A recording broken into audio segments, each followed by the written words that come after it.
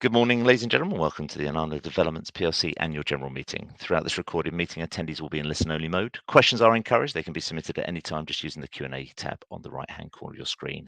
I'd now like to hand over to Chairman Charles Morgan. Good morning. Thank you very much. Good morning, everybody. It is 10 a.m, so I declare the meeting open. I am Charles Morgan. I'm the Chairman of Ananda Developments, and with me are fellow directors Melissa Sturgis and Jeremy Sturgis-Smith. Hello. And also we've got one of our senior members of staff, Jack Morgan, with us. So I would like to now start the formalities of the meeting. The annual general meeting of the company was convened by the notice to shareholders dated 16th of July 2024. May I take the notice as read? Yes. Yes, thank you very much. Before proposing the resolutions to the meeting, we invite shareholders both in the room and online to ask any questions specifically related to the resolutions being proposed. Please raise your hand or use the chat function to submit your questions now. Once we conclude the AGM, we will have a presentation. Melissa will give that during and after which shareholders will have the opportunity to ask more general questions, either in person or via the chat function. Are there any questions regarding the notice? No. Nothing on the chat. No, thank you very much. I will now proceed to the business before the meeting. Voting will be conducted on a show of hands, and the proxy figures received ahead of the meeting are available on the screen. If you could put them up now, and we'll just leave them up throughout the voting. Ordinary resolution number 1 provides for the receipt and adoption of the directors' report, the financial statements for the year ended 31st of January 2024, and the auditor's report. I propose resolution number 1 set out in the notice convening the AGM as an ordinary resolution. Those in favour? Those against? I therefore declare the resolution carried. Ordinary resolution number 2 provides for the reappointment of myself as director of the company. I propose that, actually, I'll hand that over to you, Melissa, to propose that resolution. Can I propose? Yep. Sure. Yep. I propose resolution number 2, that Charles Morgan be reappointed as a director of the company. All those in favour? The resolution is passed.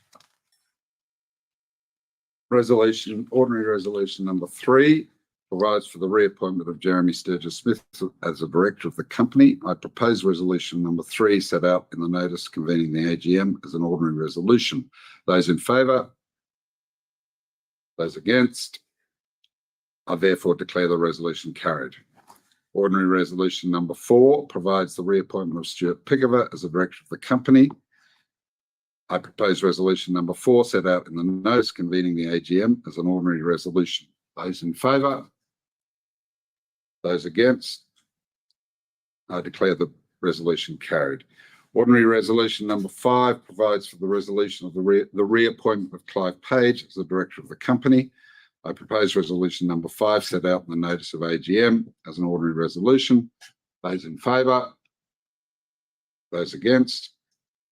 I therefore declare the resolution carried. Ordinary resolution number 6 provides for the reappointment of Melissa Sturgis as a director of the company. I propose resolution 6 set out in the notice convening the AGM as an ordinary resolution. Those in favour? Those against? I therefore declare the resolution carried. Ordinary resolution number 7 provides for the reappointment of John Tracy as a director of the company. I propose resolution number 7 set out in the notice convening the AGM as an ordinary resolution. Those in favour? Those against? I declare the resolution carried. Ordinary resolution number 8 provides the reappointment of PKF Littlejohn LLP as auditors of the company and authorises directors to determine their remuneration. I propose resolution number 8 set out in the notice convening the AGM as an ordinary resolution. Those in favour? Those against? I therefore declare the resolution carried. Special resolution number 9 provides for the director's authority to allot shares. I propose resolution number 9 set out in the notice convening the AGM as an ordinary resolution. Those in favour? Those against? I therefore declare the resolution carried. Special resolution number 10 provides authority of directors for the waiver of preemption rights. I propose resolution number 10 set out in the notice convening the AGM as a special resolution. Those in favour? Those against? I therefore declare the resolution carried. You've now got the proxy votes up on the screen. We'll see we've got on the main nearly 1.2 billion shares voting for all the resolutions. They're all proxies, all carried by 99.99+% of votes. That being the conclusion of the formal part of the meeting. Unless there are any questions before I do that, I would therefore like to hand over to Melissa, the CEO, for the presentation. Thank you. Do we need to formally declare that meeting closed? Do we need to I do would that? usually declare it closed now. Sure. Yeah. So I would declare the meeting closed, and now we'll hand over to the Okay, presentation. brilliant. Thanks, Charlie. And am I looking at that screen in front of me? Where are people seeing me? Oh, there. Okay, thank you. Okay. So thanks everyone for joining us online and in the room. We have tripled the number of shareholders attending our AGM, which is really nice to see. Thank you for coming along. Appreciate the effort very much. We thought it would be a good time to go through the current Ananda Developments presentation, and this is the same presentation that Jeremy and I gave to 9 or so investors and potential investors a few weeks ago. We did a non-deal roadshow with our brokers, SP Angel, and it was well received. We had a really good few days in London and doing online meetings around regional UK. So we thought we'd go through that presentation today. So essentially, starting at the very beginning, we are a life sciences company focused on the research and clinical development of CBD-based therapies, and our area is complex chronic inflammation. We've really refined our strategy over the last couple of years and feel very confident that we have got the right targets in mind, the right strategy for the business, and some really exciting investigations and clinical trials going on, which I'll talk to you a little bit about today. The background to the way we're approaching CBD-based medicines does come from this idea of chronic complex inflammatory pain. I'm not going to dwell too long on this slide, but most of us know that the NHS in the UK is burdened by people suffering from inflammatory related conditions. Some of them are named there, fibromyalgia, for example, endometriosis. Many of the neuropathic pains, we don't always think about inflammation, but certainly there's neuroinflammation going on with many of these conditions. So we know that there's that backdrop on the NHS, and we also know that in the UK, many people are not working and are on benefits because they are suffering from these sorts of conditions as well. So it's very timely. It's very timely for CBD and clinical trials to be starting to become more popular and more of a focus. Why CBD? So if we go right down to the molecule, so we're not really talking about medical cannabis, we're not talking about the plant, we're talking about one molecule inside this plant. And many people say to us, oh, well, how can it do all these amazing things that you talk about?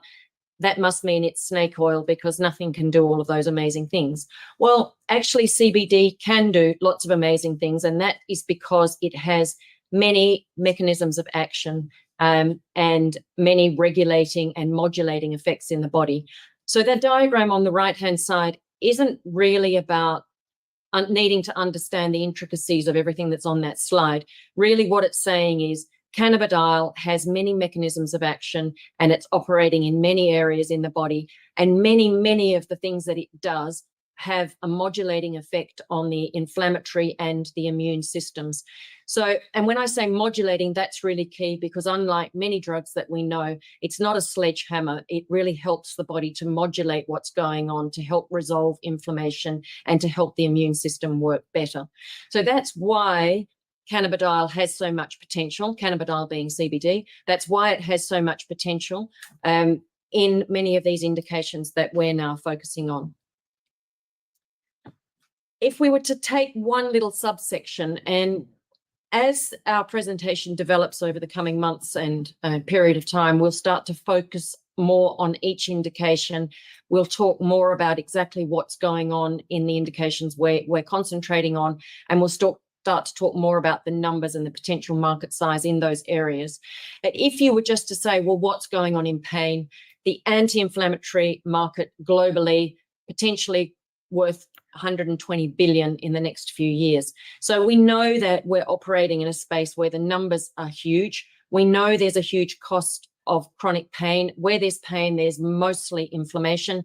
And we know, especially if you look to the US, probably less so in the UK, we know that we have a big problem with opioids, and there is certainly a desire to see drugs developed that resolve the issue for prescribing of opioids and can address some of the opioid crisis that we see in the US. As I said, less so, I think, in the UK, but certainly Professor Mari Fallon, who we're involved with our chemotherapy trial, one of her areas of interest, apart from her chemotherapy work, is the opioid crisis in lower economic parts of the world. So what does that mean for us? It means for us as Ananda and our subsidiary, wholly owned subsidiary MRX Medical, that there is this incredible opportunity. All we are doing, and it's really simple and straightforward, we are just responding to the UK government's request, basically through NICE, the National Institute for Clinical and Healthcare Excellence. We're responding to the request for research into CBD for a number of conditions. So in 2019, NICE wrote a very long report, it's 256 odd pages, saying that the government believes, the NHS, NICE believes that there is some evidence for the whole area of medical cannabis, but there's not yet enough randomized controlled trial evidence for the NHS to be prescribing drugs for the large part of our population. So we've really just responded to that, as I've said, and we've said CBD very much presents low-hanging fruit targets for us because we don't get involved in THC at this stage. We know that there are some concerns about the psychoactive side effects of THC. So we've said, well, let's stay away from that because that's going to make life a bit trickier for us in terms of the actual commercial development side of our business. Let's focus on CBD. Let's simply answer the questions that have been posed by NICE. Let's do randomized controlled trials. Let's get the evidence and let's get on the path to licensing our drugs with the MHRA so they can be prescribed widely on the NHS. Our mantra internally is very much that our CBD-based medicines should be available for everyone who needs them, not just those who can afford them.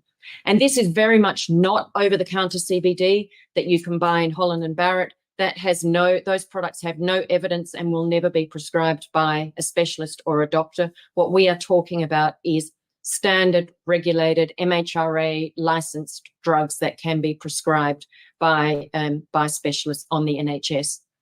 From a commercial perspective, there is one really good example and one very good exit that we all look to.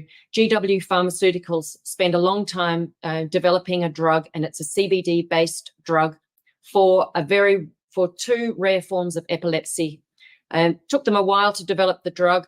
It is not dissimilar to the work that we're doing. They achieved patents over that drug, and they achieved an MHRA license for these two indications. They sold that business to Jazz Pharmaceuticals for over $7 billion 2 or 3 years ago.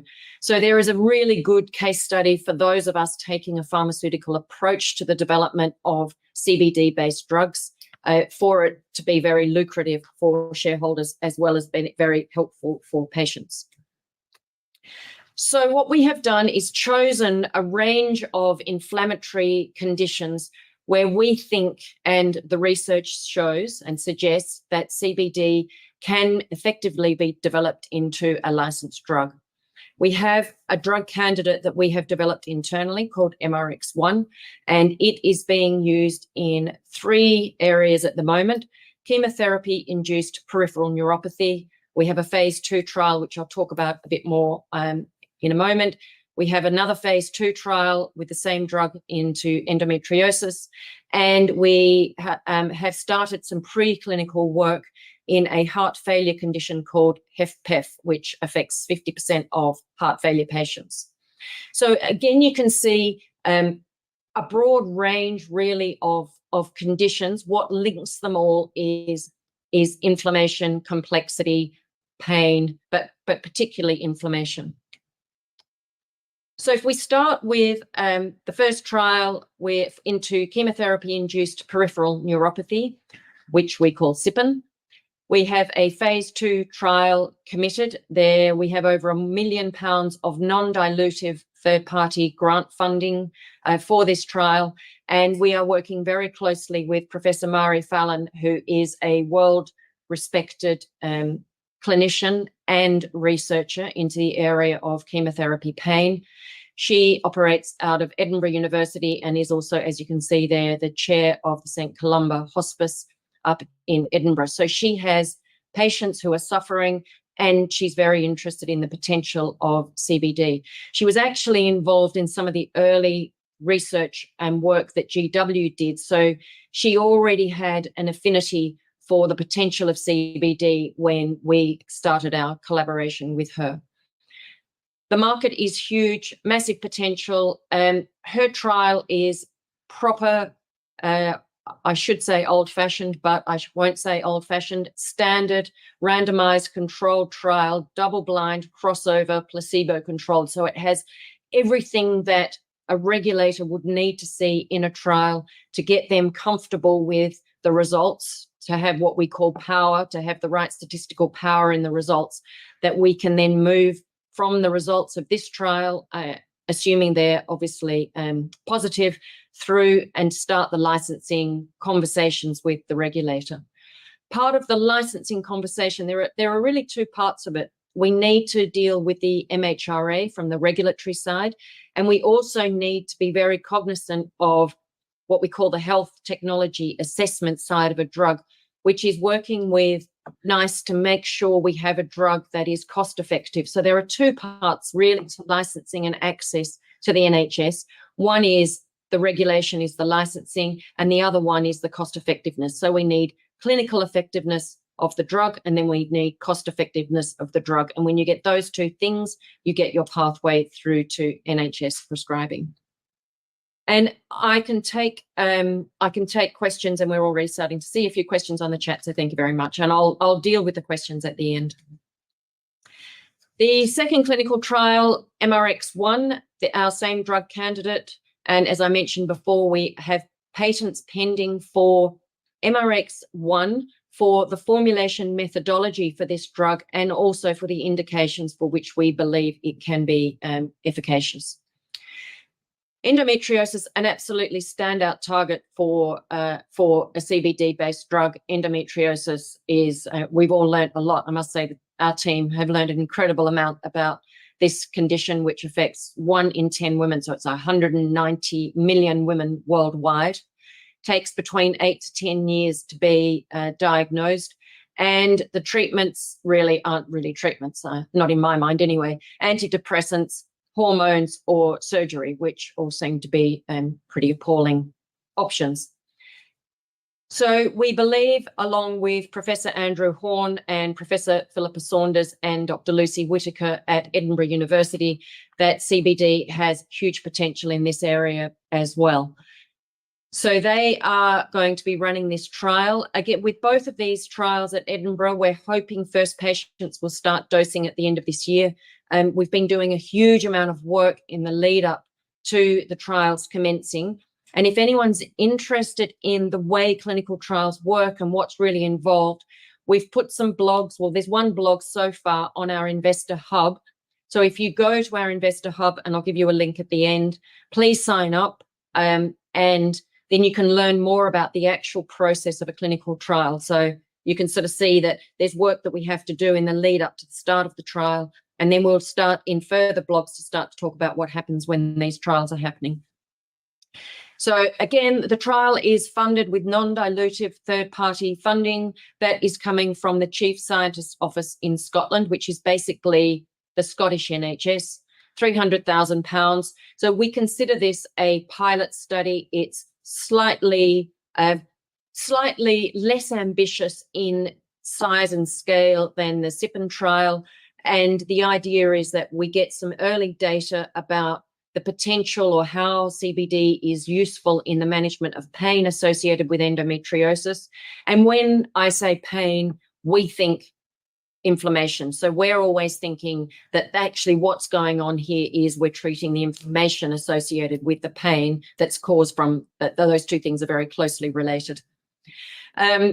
So that's an early stage trial. And the idea would be that at the end of this trial, we would then move to a much larger, broader phase 2 trial across more of the UK in many centres. So one of the key things that we need to achieve for the NHS is to show that across a broad population, larger numbers, that these drugs are working. That this is a very, very cool first step. And I should emphasise that one of the really incredible opportunities that we have had working with CBD is that putting it into our own drug candidates, we can still rely on the fact that CBD is considered safe and it has very few side effects. So we haven't, in these two trials in particular, we haven't had to start in the test tube and work our way through that sort of £5 to £10 million work that usually happens when a new molecule is being invented. We haven't had to do that. We've been able to rely on the fact that CBD is safe, has very few side effects, has been used, for example, in Epidiolex, and bolt that molecule into our own patent pending formulations and then go for clinical trials in those indications. So it's really given us a really big jump start on what you would normally expect in a standard pharmaceutical environment. Then we come to HFpEF, a preclinical study in mice, which was run at Robert Gordon University. This was very much championed by Professor Cherry Wainwright, who is on our scientific advisory board. HFpEF is a condition where the heart is fibrotic and inflamed on the side of the heart where it brings blood in, but it pushes blood out in a normal way. So the ejection of blood is preserved, but the incoming sucking in of blood into the heart is not working properly because of fibrosis and inflammation. What we did in this trial, and we'll look at the bars, I'm going to look down at my screen so that I can see them. We took these mice, and the green bar represents just normal mice. The red bar are the mice who have been fed a special high-fat diet. And essentially the red bar shows what their hearts and lungs size and weight is like when they're on the high-fat diet. The yellow bar is what happens when the diet is maintained, the high-fat diet is being maintained, but MRX1 is being administered to the mice. And it was administered to the mice in their drinking water.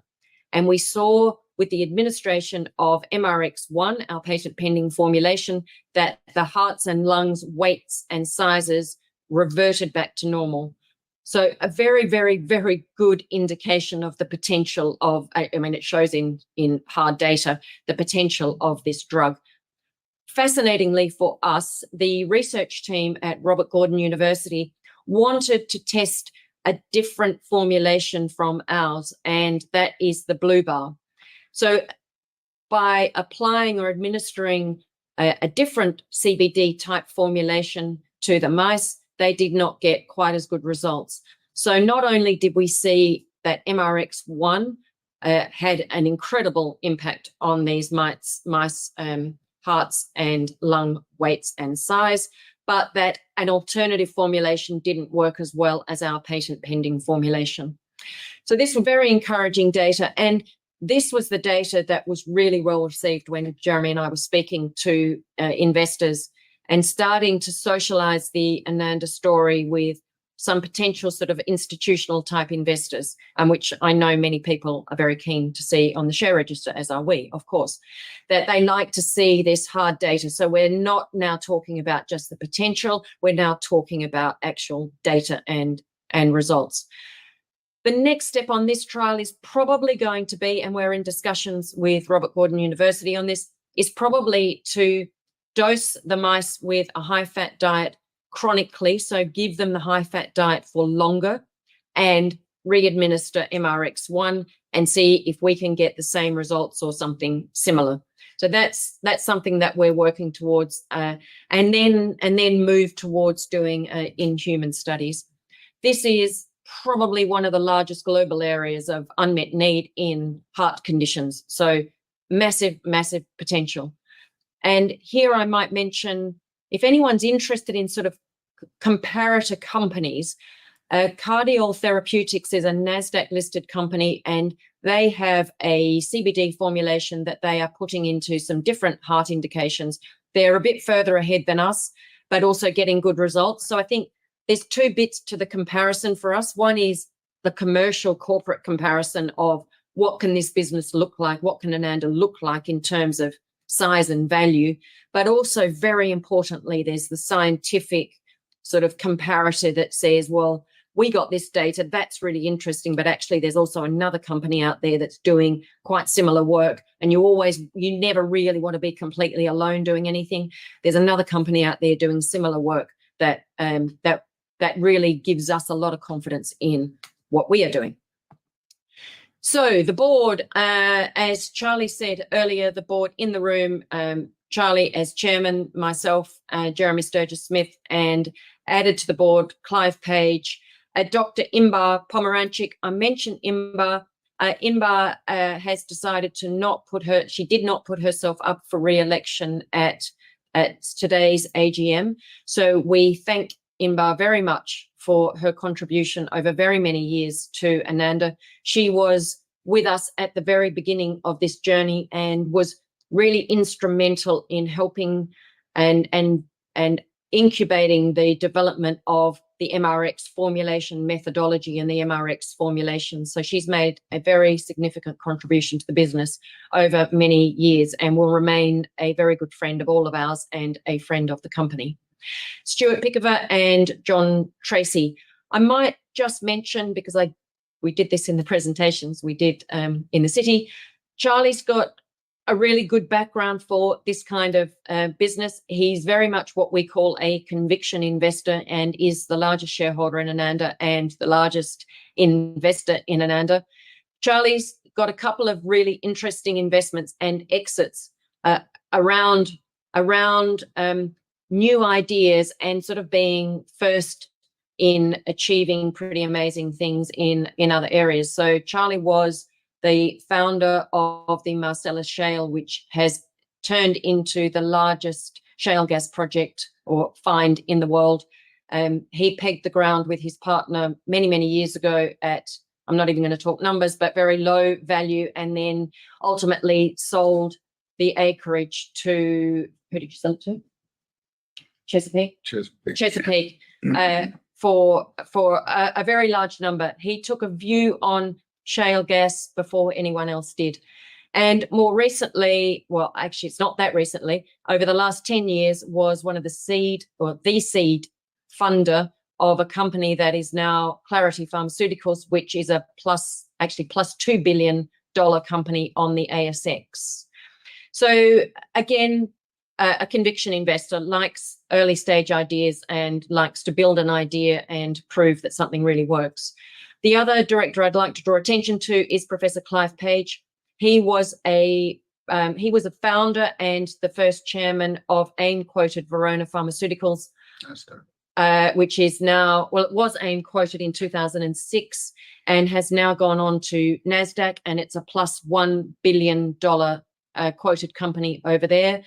And Verona was a standard RTO in 2006. So Clive's particular interest in science is inflammation, and he has a good track record in building value in publicly listed companies. So we don't take it lightly that he is on our board, because as he would say himself, I'm not speaking for him, but he would not be here if he didn't think we were doing things properly.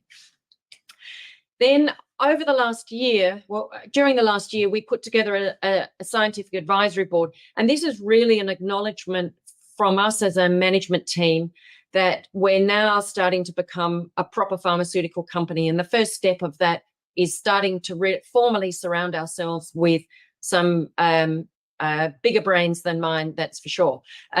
So Professor Clive Page is chairing the scientific advisory board for us. We're very fortunate to have Professor Trevor Jones on the board.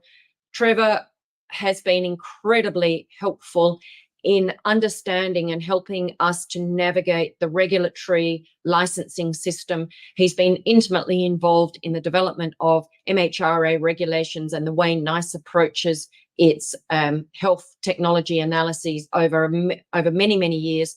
He's very well connected globally with the FDA and the regulators in the US as well, and in Europe. And he was the head of Wellcom's R&D for many years. So he has developed many drugs all the way through from an idea to a licensed drug.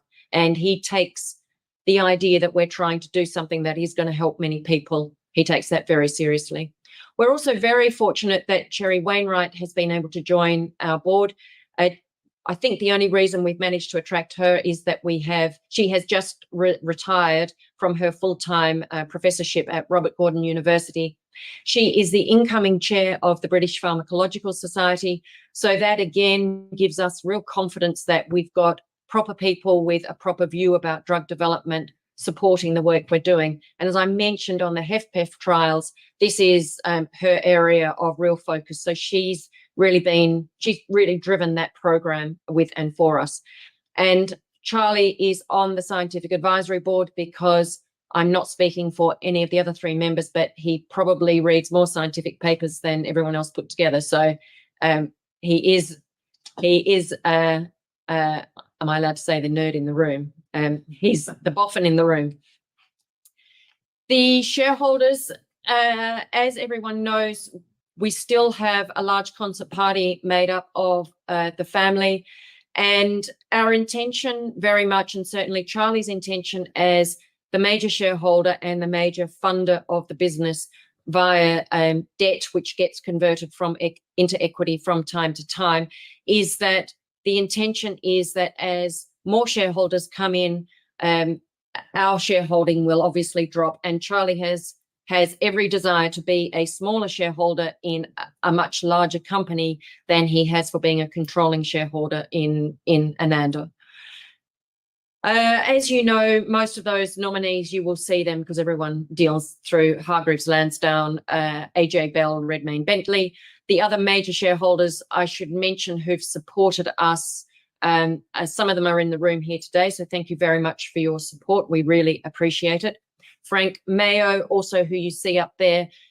Frank was one of Charlie's co-investors in his early stage shale gas work, and has supported us as well, which has been very much appreciated. I think they're the only shareholders we need to mention at the moment. Yeah, I should also mention Stuart Pickover at Anglia Salads, also a large shareholder. So I think I've covered nearly everything. And in terms of, let's pull all this together. So what have we got? We've got formulations that are patent pending. Over the formulation method, so we have developed a unique way of formulating CBD and also our formulations for particular indications. Our business plan is really simple. It is addressing unmet needs and the NICE call for evidence. So we're not making anything up. We're just doing what the government has asked us to do. We have this ability to fast track. We're accessing non-dilutive grant funding. I must say that's obviously been very helpful during the last few years when the small cap space has been particularly challenging. We're focusing on CBD drug candidates, which are essentially THC, which really gives us an opportunity to grab this low-hanging fruit from a commercial perspective, and it opens the door to the NHS to allow widespread affordable prescribing. And having said that, we do have some more clinical trials that we look forward to announcing. Our intention is to have a number of clinical trials in progress. We want to cover a range of inflammatory conditions where we think CBD can be useful, but we are mindful that what will really create value for this business is achieving our operational milestones towards regulation and licensing. So we're focused on getting these drugs through the clinical trials, through licensing, but we do want to have a bit of breadth to our portfolio. And from a public markets perspective, you know, as small cap investors, we all know that making sure that we've got quite a lot going on, so we have an opportunity to keep shareholders informed about news and what's going on in each trial. We have a better opportunity to do that when we've got work going on in a number of areas. And we can manage that workload internally because we are accessing this grant funding. So we're not having to run necessarily the research organisation funding ourselves. We're getting a lot of support from government sources to do that. As I mentioned at the beginning, there are blogs online which will give you a little bit more information about how clinical trials work, what's involved. Please do sign up to the Investor Hub. What we're trying to do is bring questions that shareholders have through the Investor Hub so that we can start to have a more direct dialogue with shareholders. And you know, it's starting to gain traction, and we really appreciate it when shareholders come to the Investor Hub and ask questions. So please do start to dial in and sign up so you can see what other shareholders are asking and ask your own questions. So that's the end of the presentation, and I am going to move over to a couple of questions. So the first question is, are there any strategic partnerships or collaborations that you are considering to accelerate your development and market adoption of MRX1? So that's a really good question. So we like to say internally we have a very clear strategy and we're always open for business. So our objective is to get these drugs or get MRX1 through a traditional drug development pathway. That's not to say that if we were approached by someone that had some ideas about licensing our drug into other jurisdictions or getting involved in an equity way or some way to finance the fast tracking of the drug to do a larger scale trial, yes, of course. I mean, our job is to generate value for shareholders as best we possibly can. So we're always looking, and we've always got our radar open. We've started attending pharmaceutical-based conferences.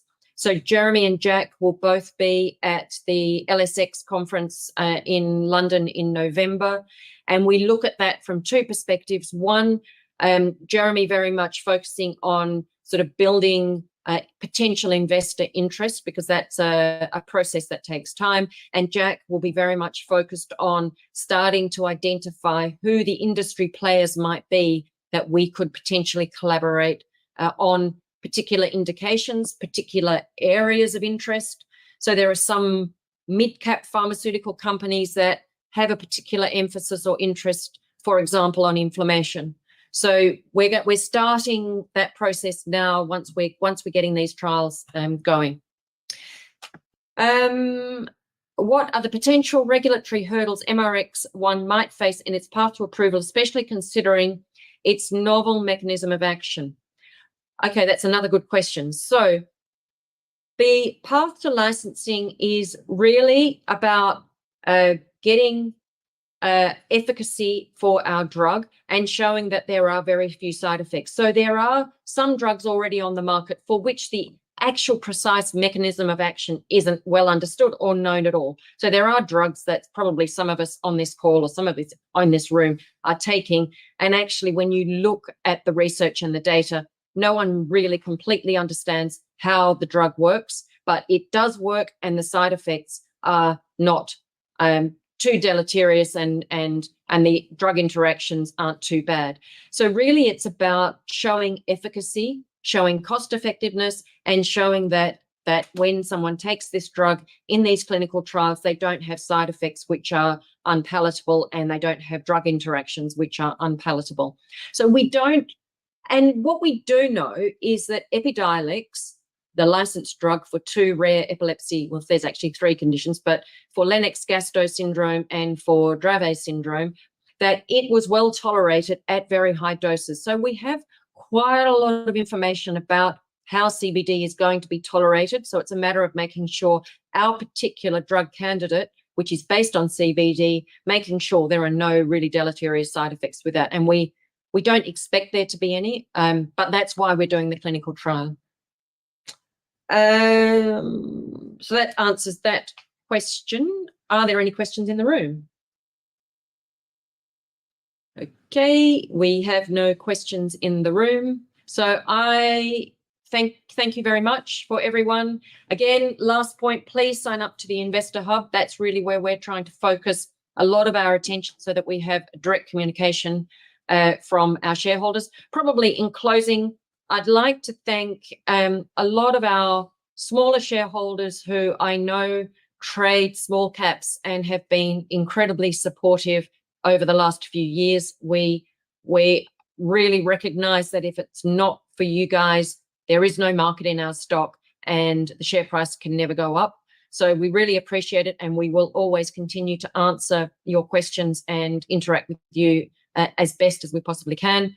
I want to thank, obviously, Charlie as chairman for a great job, and Jeremy as co-director, and Jack and Nick. Really, we're a small team, and we're pretty. We've stolen someone's thunder. We talk about flying in formation internally, so we're focused very much on maintaining a really tight team and a very focused team. So I think they're the only thank yous I wanted to make. So I'm going to hand back to Mark to close proceedings. That's great, Melissa. Thank you very much indeed. Could I please ask investors now not to close the session, as we'll now automatically redirect you for the opportunity to provide your feedback in order that the board can really better understand your views and expectations. This may take a few moments to complete, but I'm sure will be greatly valued by the company. On behalf of the board of Ananda Developments Plc, we'd like to thank you for attending today's annual general meeting. Wish you all the best for the rest of your day.